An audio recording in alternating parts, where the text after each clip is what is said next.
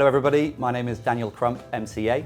I'm the co-proprietor of the Greyhound here in Beaconsfield along with my wife.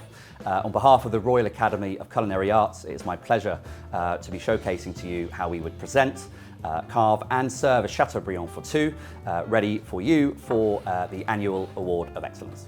So first and foremost, before we go to the table, we need to make sure that we've got everything that we need, obviously known as our mise en place. So in this case, I've got my chopping board, nice clean chopping board. I've got my nice sharp knife. The kitchen have very kindly sharpened it for me and polished. I have a serving spoon and fork and two plates, so two hot plates. Remember, hot food served on hot plates. So starting with presentation, we're going to present the Chateaubriand to our guests. So in this case, I'm going to take the Chateaubriand. Sir, madam, for yourself, served medium rare. Now I'm going to get the Chateaubriand or the beef onto the chopping board. Notice I will never use this part of the fork to prong the beef. I'll always use the other side because of course I don't want to damage the beef. One, because it doesn't look very nice, and two, because there might be a chance of some blood dripping, which obviously again wouldn't look very nice.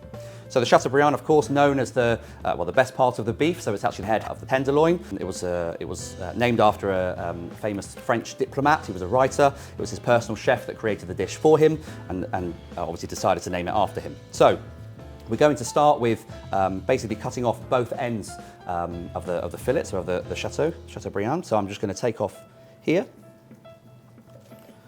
I'm just going to gently turn it around. I'm going to take off the other part here, and I'll show you what we'll do with those in just a moment. Now, with the beef in front of me, I already know in my head how many pieces I want to get out of this beef. So it's 6 pieces.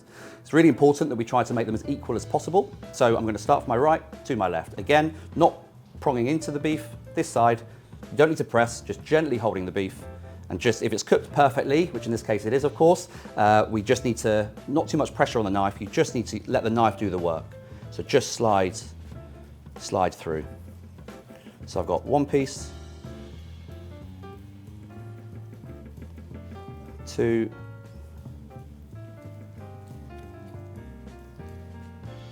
3,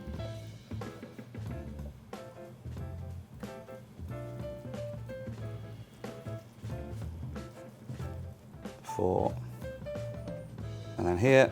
You can, if you need to, just hold down a little bit with the beef with the prongs on this case here.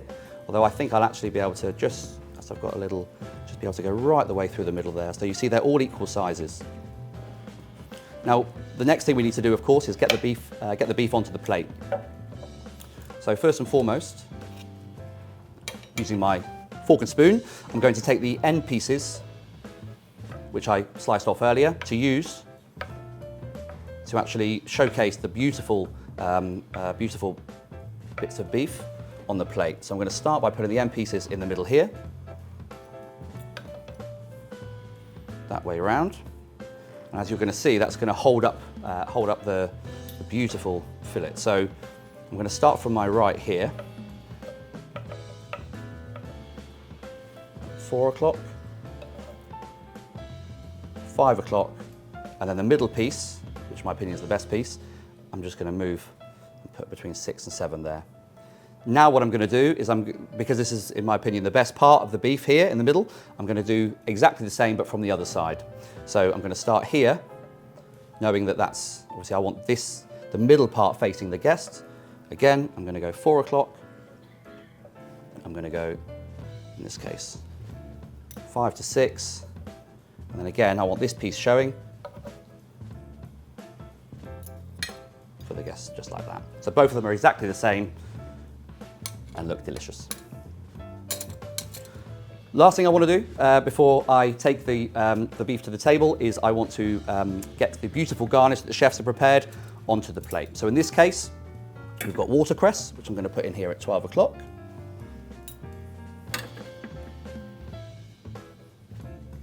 We've got some beautiful salt-baked kohlrabi, which I'm going to put there at 11 o'clock. And then we've got some lovely green beans from our garden, which I'm just going to put there at 10 o'clock, exactly the same. There we are.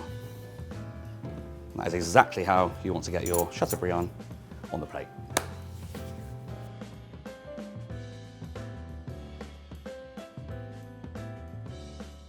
So finally, I'm going to present the Chateaubriand to our guests, of course. So I'm going to just place it down like so. We're then going to offer our guests our lovely pot-nough potatoes. So I'm just going to place them down like this, exactly how the chef has presented them to me. I want them to look exactly the same on the plate, of course. Equal, looking beautiful,